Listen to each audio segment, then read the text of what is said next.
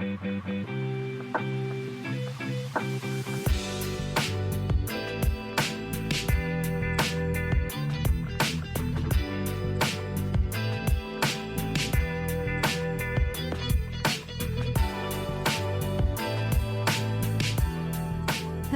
friends. Welcome to Lead to Gold. This is a podcast devoted to chatting about all things growth and wellness. If this podcast is completely new to you, I am honestly just a person who loves to have these conversations. I don't specialize in health or wellness or growth. I'm not a life coach. I'm a high school English teacher, but nonetheless, it is sort of a passion project of mine to have these discussions and hopefully grow a community. So that's what we're doing here. And I just want to thank you so much for tuning in. And if you enjoy this episode, feel free to share it with a friend. And if you're curious to learn more, I also have a website, which is a blog page. It's leadtogold.com. And all of the links to find me elsewhere are in the show notes. So feel free to find me elsewhere. I would love that. Today's episode, you guys, I'm a little bit fired up today.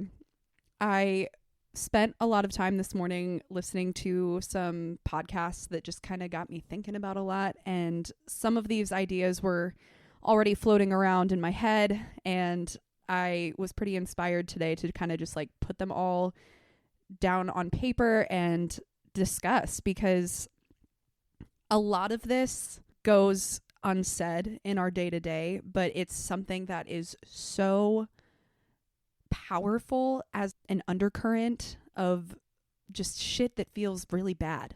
Things that we are all experiencing. I don't know how you could be alive on this earth right now and not be experiencing some of these really, really large issues that we are facing. And whether or not you're letting it bother you is one thing, but everybody knows what I'm talking about when I'm talking about sort of this like system collapse or fear of the system collapsing, if you will. And before I really dive in, I really just want to emphasize that I am not trying to sound like a doomsday prepper, because I am absolutely not one. I'm definitely also not trying to freak anybody out, but this conversation can and does get very heavy very quickly. So I'm going to do my best to just keep it streamlined, keep it on the thoughts that have arisen, today, as well as the things that have been on my mind and things that I want to share with the world. So again, I'm not trying to sway anybody to feel a certain way. I'm definitely not trying to freak anybody out. But I do ask that, maybe as you're listening to this episode, if you can monitor your emotions and just see how you're feeling throughout. Maybe this episode isn't for everybody, but yeah, just be aware of that. And if you're liking this conversation, let's, as per usual, I always want to talk more about the things that we discuss here on this podcast. Reach out to me. I want to know your thoughts. I want to hear from you. With that said, let's talk about the nuances of all of these, maybe not all of them, but a lot of these big world issues that we are facing as a collective. I haven't named the episode yet, but roughly I want to get into some things about late stage capitalism, about crumbling systems, and about doomsday thinking, that doom scrolling that we are all familiar with, that most of us probably engage in some way or another, and why it's so complicated, but also maybe it doesn't have to be. That's what we're getting into for today. The starting point that I want to bring home is that there is a very, very large group of people from all walks of life out there. There's so many people, so many, who are feeling a call for massive change. And when I say massive change, I don't necessarily mean a massive overhaul of the entire system, whether you think of the system as the government, our society. Tons and tons of people want to see a big, big, big change in the world. And the one thing that I also want to clarify in saying this is that this could look different for many different people. And even all of those people who are out there thinking, yeah, I need things to change. I want to see this world become a better place. And I want to be a part of that change. I want to be here to see that change. That change can look different. But ethical practices, treating everyone in our society with respect and wanting the best for everyone, paying everyone equally. This could go on to so many facets, but generally just like looking out for the well-being of everyone. Liberation of marginalized groups. All of these things kind of go hand in hand. Respect for the planet, because as I'll get into, we are not separate from the planet. This is another conversation I've been having a lot recently, maybe mostly with myself, but nonetheless, humans have gotten so far away from thinking that we are not nature when we absolutely completely are. We are nature. There's no such thing as like you needing to get out into nature, quote unquote. You are nature. You're already there. If anything, we're separating ourselves by living the kinds of lives that we live, which is the focal point of the conversation for today. So anyway, respect for each other, respect for ourselves, respect for the planet, respect for our children, the children that are growing up currently. All of these things are things that I think this large group of people wants to see, right?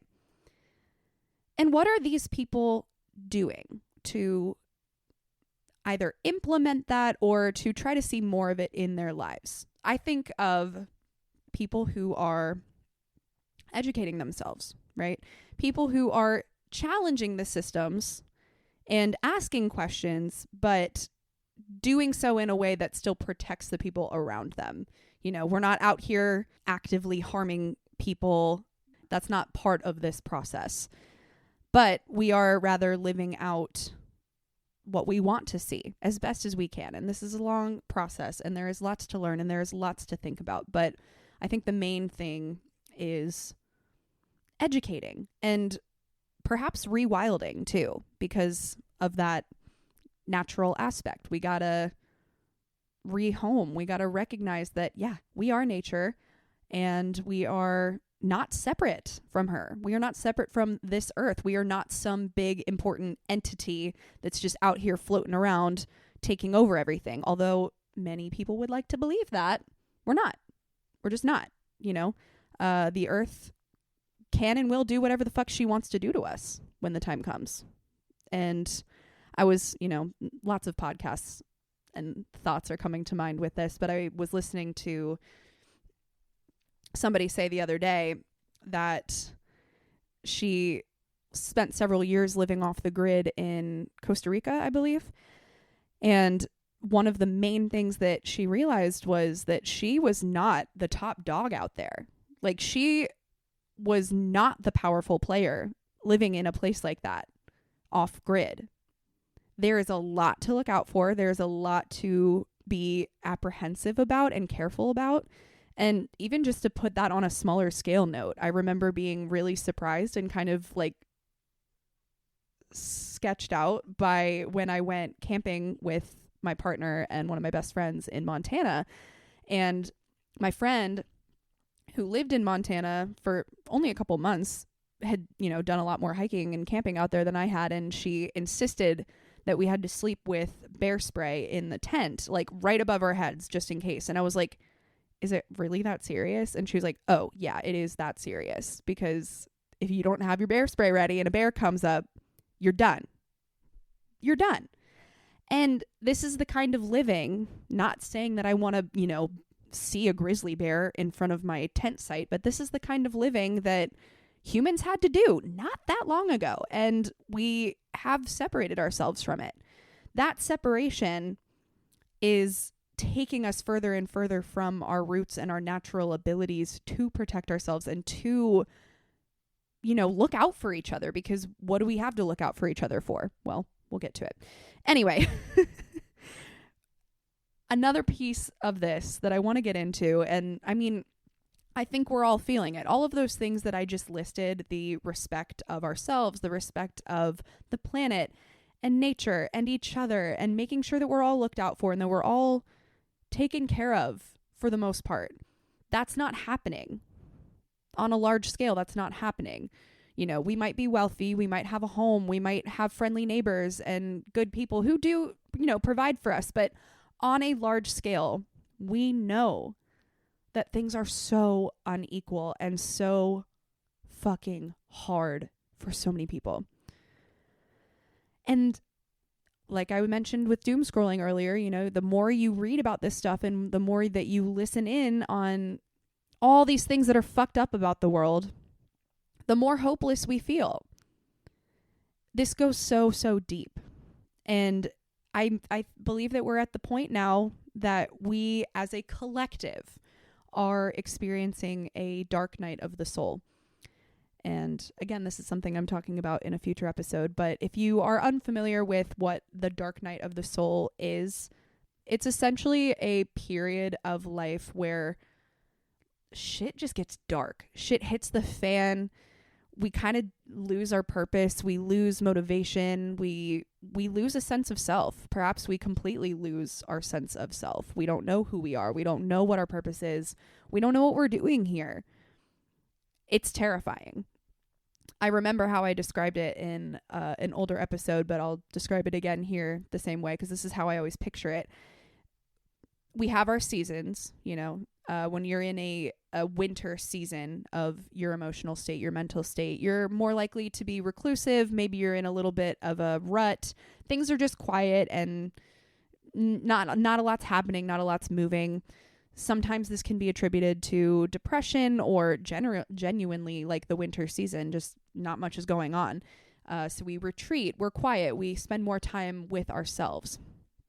The dark night of the soul is that winter season, but it's like you're living in Svalbard and the sun hasn't come out in 2 months and there's 15 feet of snow piling up to your second story window. And you can't see shit outside and you can't go outside and there's no sunlight. That's the dark night of the soul. That's where you're at physically, mentally, emotionally. You feel stuck. You feel like you can't go anywhere. You don't know where to go. Right? And just to bring it all back, I really feel like that's where we are as a society, as a collective. Many of us are feeling hopeless.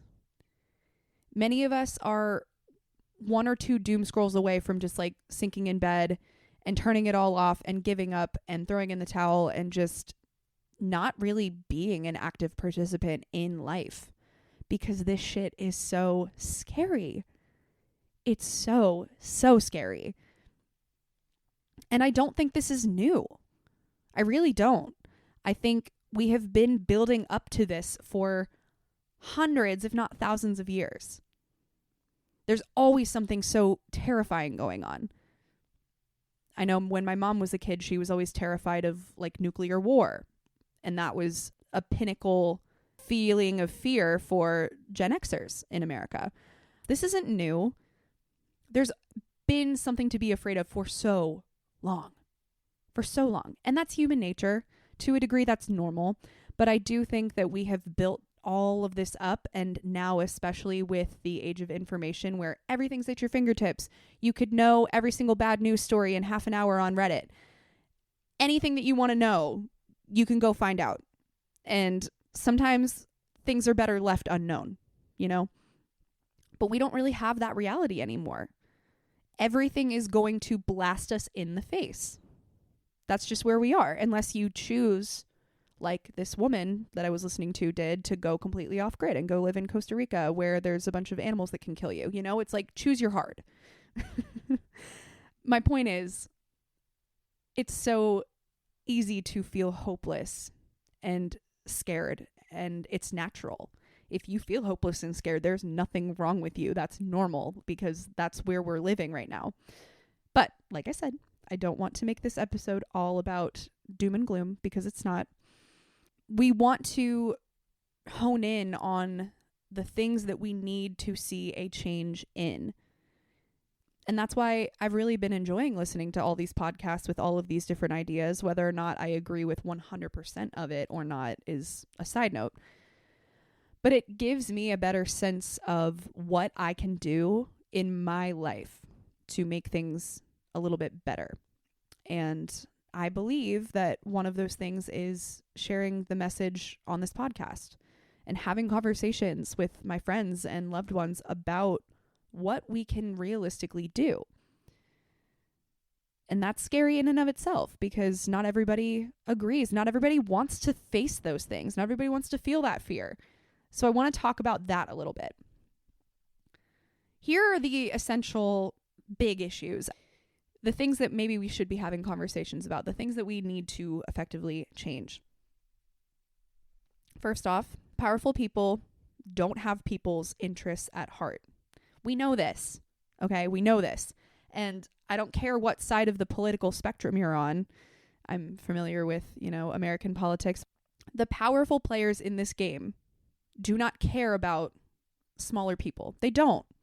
Especially not if you're living under a capitalist society. I'm not saying that we need to turn to some other form of government necessarily, but all the powerful players care about is money. The trickle-down system does not work. We've known this. Strikes are happening. We've got the SAG-AFTRA strike. I know personally, because I am a teacher, that teacher strikes are being formed and are hopefully going to happen in the next year or two around the nation.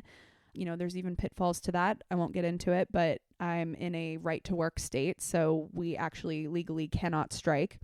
I'm just hoping that other people will do it for us. But, all of these people are uprising and are saying, we've had enough. We can't afford to live properly if you're not going to pay us. And then there's all of these people at the top that refuse to do it. They hand each other six-figure bonuses left and right like it's nothing. And the people that they employ have nothing. I don't have to get into the depths of all of it, but these are the kinds of things, the kind of discourse that is happening more and more frequently. And that's good. It's scary, but it's good because people are finally acknowledging how much work we have to do and how long it's going to take, especially if we don't have enough people on the side or we don't have enough people caring or tuning in or sharing or doing their part. Now, here's the other thing, and this is kind of a side note, but I do think an important aspect of the conversation because I think there are essentially two kinds of people in this current dark night of the soul, dark night of the collective soul, if you will. Either you're hyper aware of everything that's going on, you're a doom scroller, or you are somebody who feels the need to stay informed and know what's going on and help out in some way. You could also be, this is the second one, you could be numb to all of it. You could be in a place where you have decided that there's nothing you can do and the world is just kind of shitty and that's how it is and you're here and that's it. You're numb. Most people, if not everybody, flows between these two states, right? The numbness is a defense mechanism. And I want to talk about what it looks like because this is something that I'm seeing more and more with the youth of our country. And I know that I only teach a small handful of the country's youth, very, very small handful, but I know what the culture is like. I know how the generation feels because I'm also a person on social media who is seeing people the same age as my students talking about this stuff. And the reaction that they have to it is really scary, honestly. I know people always classify Gen Zers as the ones that will go out and protest and are very strong activists and are looking out for their best interests and are fighting for it. And yes, that is true. But I think there is a silent majority that I tend to see of that same generation and maybe even the early Gen Alphas. I don't know what year that starts, but it doesn't matter. Of kids and people, not just kids, who are just defeated. And it shows. They look dull. They withdraw from conversations. It's like, it's a trend and it's normal and it's talked about to be horrifically depressed. And that's just life. That's what everybody's depressed. So like, whatever, it doesn't matter. And it gets tricky because I don't disagree with that, but I hate that is such a common discourse. That's not a good thing. That's not a good thing. That's not something to strive for. And this is separate from the conversation of like mental health is not a trend, or like depression is not a trend, anxiety is not a trend. That's different. I think on a much deeper level, people who are numb to the issues, who are numb to the world, who have shunned themselves away from having these hard conversations, like I said, it's a defense mechanism. They have frozen. Fight, flight, or freeze. They've frozen. They just can't handle all of it. And to be fair, nobody can. Nobody can handle all of it. But when I think about a student that I have, or students that I have had, the common features of somebody who I think of as numb is they don't care about school. They don't want to learn. They're not motivated. They don't have a lot of friends, or if they do, they're kind of just, we snap each other in class all day. It's not genuine. And I know kids are still learning how to do that stuff. When I think about somebody who is numb to these conversations and numb to the world, it's somebody who doesn't see a problem with spending all weekend in bed, who sits on their phone or looks at their timer on their phone and their phone usage is 8+ hours a day. Somebody who door dashes all the fucking time.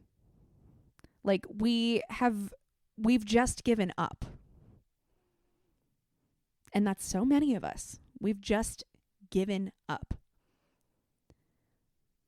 This might be a little bit of a hot take. This might be a little bit of a tough love moment. But if we want to actually see change, we cannot have both of these things happen within us at the same time. They cannot exist together. And I want to clarify that neither of these modes are particularly good, but I'll explain more about that in a second. What I want to paint a picture of is the person who is kind of out for the count, the person that can't contribute to massive change, is that person who is distracted by 8+, 10+ hours on their phone per day, the screen time, coming home and watching Netflix, binging a million shows at once. And I'm not shading these people because I understand it. And I'm there sometimes. I get it. But if that is the way that we choose to live life, we get up, we work all day, we drink our coffee, we sit on our phone, we come home, we watch Netflix for 3, 4, 5 hours. We ask our partner how their day was and they say good, and that's it. And then we go back to doing our own things. And then we get up and we do it all over again. That kind of living is not only joyless, but you can't possibly be an active member of societal change. You can't, unless your work really heavily involves it. That's like, there's no space for it. And even worse, we don't want to make space for it when we're living that way. I really hope this isn't coming off as like mean or insensitive, because I promise you that's not the point I'm trying to make. I've been there. Like, I know how that feels. I'm there. I do it sometimes. Shit. Most days this summer I've been sleeping in until 11 and then grabbing my phone and sitting on that for 30 minutes before I actually get up and do something. Because I don't know, I don't want to get my day started. I feel like there's nothing better to do. Whatever. The excuses can come from anywhere. What I want to transition over to, because I just mentioned neither of these qualities are inherently good or exactly good, is the person who is hyper aware. and there's some nuances here too. You essentially have two choices if you are a hyper-aware person and you want to make change and you're trying to make change, but you're so overwhelmed and you're seeing all these awful, awful things and you're doom scrolling and you can't get it out of your head and like, oh my God, dumping all the shit on your therapist, whatever. There's two choices for that person. And again, a lot of times, most people are both. You can choose to stay angry, to keep doom scrolling, keep looking at all of this shit, keep internalizing and intellectualizing all of this shit. You can continue to do that and eventually fall into numbness and live that cycle because you can't handle the stress. And nobody can. Nobody can. That's a cycle. You could come out of numbness, you can be back into hyperfixation, you get too hyperfixated, you worry, you doom scroll, you feel like shit, and then you can't handle it, and then you just fall back into the numbness again. It's vicious. Or you can balance this hyper awareness with gratitude and emotion, embodiment. This is where I think a lot of people who are very analytical and very logical get stuck in the cycle of numbness and hyper-awareness. Because it's so hard for somebody who is very analytical, not perhaps very in touch with emotions or not used to using that as a way to get through all of this. It feels foreign, right? And it makes it a lot more difficult to come out of it. But something that came up in a podcast I was listening to today is that we have to stop intellectualizing everything. We have to stop thinking that the way out is like talking and thinking, and instead we need to actually like tap into the emotional body a little bit. We need to feel this shit in our bodies because it's there. You know it's there. If you are somebody who is kind of in this world of wellness, it's a little bit of a trend now to say that the body keeps the score, but it does. We know this. Like all of these emotions that are trapped within and all of this baggage is in our body. We have to stop keeping it all in our head because nothing's going to get done if we just keep turning it over in our brains every single day. That feeds into the cycle.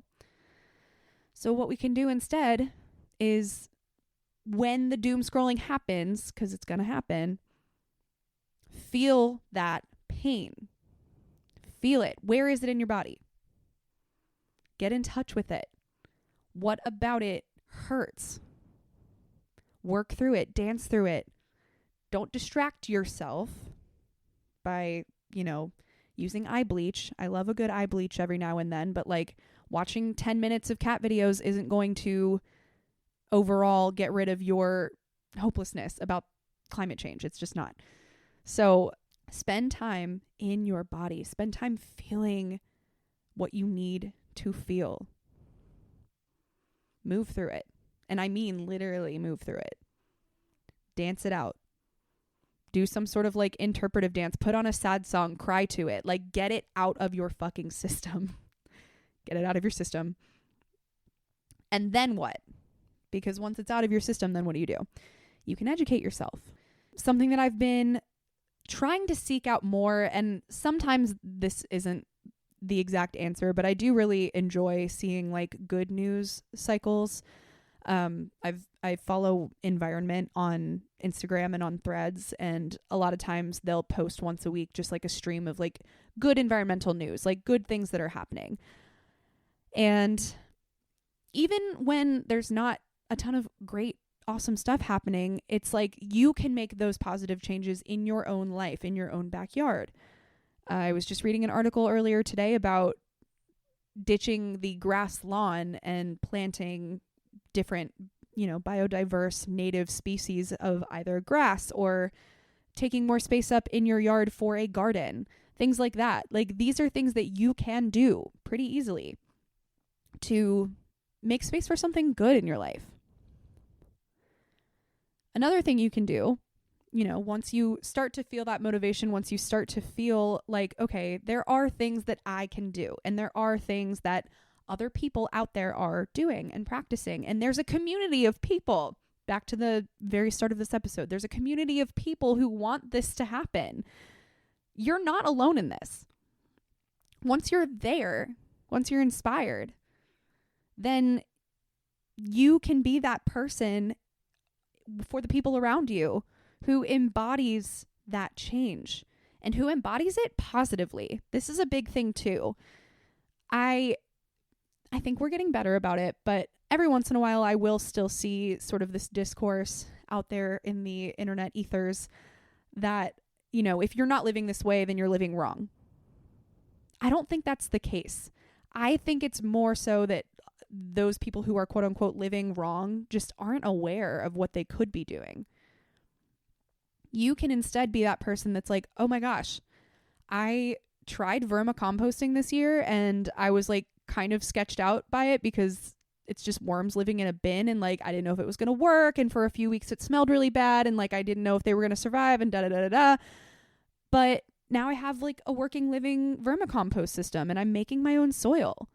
And in a world where 97% or something of topsoil is destroyed, I know I'm not covering even 1% of that, but I am making a small difference. I'm creating healthy soil and I'm putting it back into my garden and my yard. Like, that's a really big deal. And if 5 more people learned about that, if I told 5 people in my life that I was vermicomposting and it worked really well and it wasn't that hard, and then they told 5 people about it, it's the chain reaction. Like, we can make change. We can make this a thing. We can show people how easy it is and how not scary it is and like not weird that it is. And last but not least, we can act on the education that we receive. I have 25 or more books on herbal healing and gardening and outdoor living and stuff that I like really have only scratched the surface of. I think I've cracked open all the books, but I've barely read them. I could get back into them and I can then actually practice some of that stuff. And even better, I can have conversations with my loved ones about them and be like, oh, look what I learned today. I learned that I could actually like make a tincture out of the yarrow growing in my yard, and I can start a club at my school for outdoor learning, and I could start a community garden. And like, there's just so many things that we can do. If only we decide to, if only we're not numb to it, if only we don't feel so fucking hopeless. Like, there's so much we can do. There's so much. I'm getting fired up. I told you I would. Here's the essential nuance to this conversation, right? I said that we're talking nuances of late stage capitalism and doomsday scrolling and da-da-da. The nuance is that there's a lot of us unaware of all of the stuff that we could be doing, and maybe who just like don't even want to try. This is not a conversation about people who won't. I could have a conversation with my dad all day long about how awesome vermicomposting is, but he's never going to do that. He just doesn't care, So like, I love my dad, but screw my dad. I'm not going to have my conversation about that with him because it's not going to be purposeful. What I think we need to help each other understand, however we have to do it, however the language comes about, is that everybody living right now on this planet, everybody is scared of something big. That's what I mean when I say the dark night of the collective soul. We are deeply, deeply, deeply afraid of something. I think a lot of us are afraid of the same thing, climate disaster, societal collapse, whatever. And those things in and of themselves have little facets of how they may or may not happen. We're all scared. We are all scared. But we can make a massive change happen. If only we knew, if only everyone knew that they could. If only everyone in the world felt like they could. And here's like a little metaphor that I kind of like to use in talking about this is all of us, even people generations before us, have lived in a locked cage for hundreds of years. This cage has been locked. There's been something to be fearful of. There's a bigger player at hand and we have no control and we just kind of have to like deal with it. So we've lived in this locked cage, something cramped and small and dark. But suddenly the door is open. Do we leave? I mean, I'm talking like you were born in that cage. Your mom was born in that cage. Your grandma, your great-grandma. They were all born in that cage. Everyone in your lineage who is alive, maybe even after that, was born in that cage. That's all we've known for hundreds of years. Thousands of years, maybe. And now it's suddenly open. That's how I like to look at this sort of like opportunity of 2023 and like this generation and the way that we are now living and the way that we are now able to have conversations around the world about anything. That's the bright side of our strong and crazy and sometimes scary ability to have everything at our fingertips.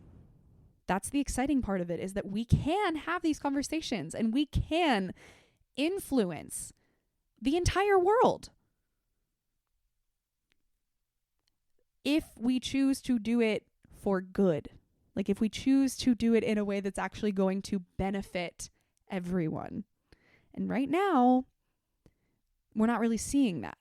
But I mean, this massive technology boom, the ability to like have everything at our fingertips globally. I mean, if I had to say, I feel like it's only really been around in that capacity for, I don't know, like 15 years. That's not very long at all. We can still make that change happen. We can still turn this fucking thing around, you guys. So anyway, back to the metaphor. We've lived in this locked cage of fear and hopelessness forever. But now suddenly the door is open. Are we going to leave? Do we feel comfortable enough to leave? I mean, after all, there is no promise that things are going to go the way we want them to go. There's practically no organization, you know? I mean, if capitalism fails, what next? If climate change does start to subside, I'm not going to say reverse because I don't think that that's possible within our lifetimes. You know, what then? How do we maintain it? There's no promise. There's no foresight because that's impossible.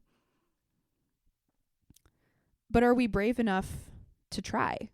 Are we brave enough to get out of the cage and figure it out? Are we willing to work really, really hard to build what we want to see? Because that's what it's going to take. And it's not going to take anything less.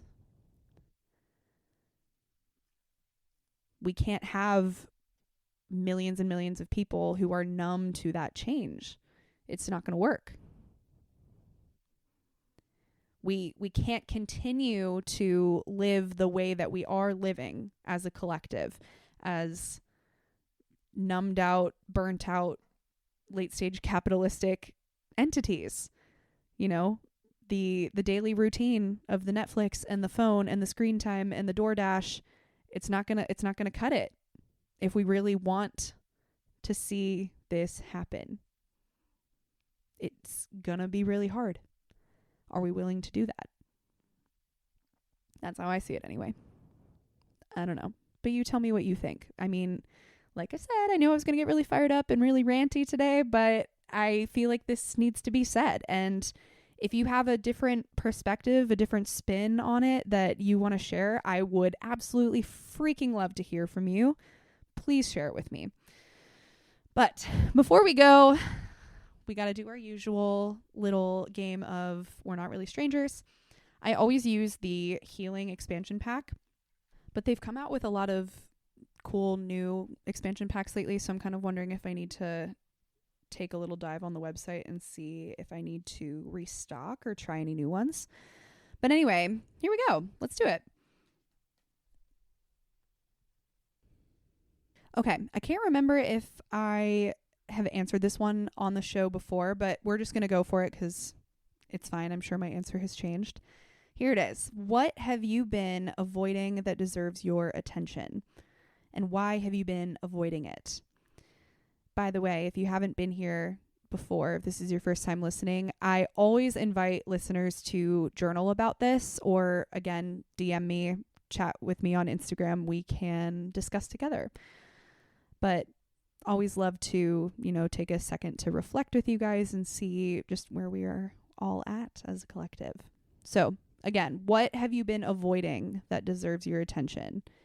And why have you been avoiding it?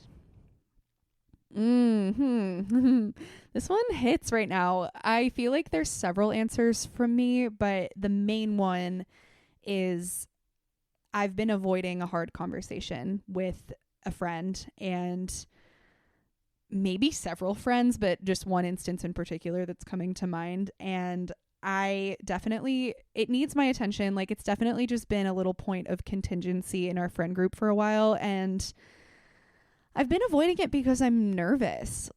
And I think that's a very normal way to feel about a hard conversation. But I feel like there hasn't really been a good time for it, even though that's just an excuse. And I know that. But yeah, I'm just really nervous about it, and I don't know exactly how they feel about the situation, and I don't want to assume things, but obviously I can't really, I'm going to be assuming until we actually talk. So it's just something that definitely does need to happen. I just don't really know when or how, because it's also not something that I just want to text them about and be like, hey, thought we should talk. So yeah, that would be my main answer. And again, there's probably more than one hard conversation that needs to happen in my life, but that's definitely a biggie. So how about you? What have you been avoiding? Let's not avoid it. How can we work up the courage? And if you need help with that, obviously I'm in the same boat, but chat with me. We can maybe help each other. All right, you guys, thank you so much for tuning in today and for listening to the the whirlwind that was this episode. I know that was a lot, but like I said, I would love to hear from you, and I would love any suggestions too. If you have things in mind that you feel like maybe I didn't touch on, maybe anything that deserves a part 2. Another thing that I was thinking, I almost recorded this today, but I feel like there are a lot of continuations in previous episodes that I want to touch on, and I'm considering doing a fun little different kind of episode where I just point back to different conversations that have been had on the show and then follow up with them, because I feel like a lot of the stuff needs to be followed up on. But I don't know. You let me know what you think. I love you so much. I hope you have a great rest of your day wherever you are, whatever you're doing, and I will see you here again in 2 weeks for another episode. And I believe that's going to be yet another guest episode. I'm so excited. So excited. In the meantime, I put new blog posts out every Monday as well. They are the Mondays that I don't do a podcast. So there's something coming from me every Monday. And you can find all of that at ledtogold.com. Like I said, links in the show notes. I always put updates on my Instagram when new things come out, and you can also subscribe to my emails. I only do a monthly-ish newsletter, so I promise I'm not going to spam you or bother you. But if you want to stay in touch, that's the best way to do it. All right. Thanks for being here. Thanks. I love you, and I'll see you soon. Bye.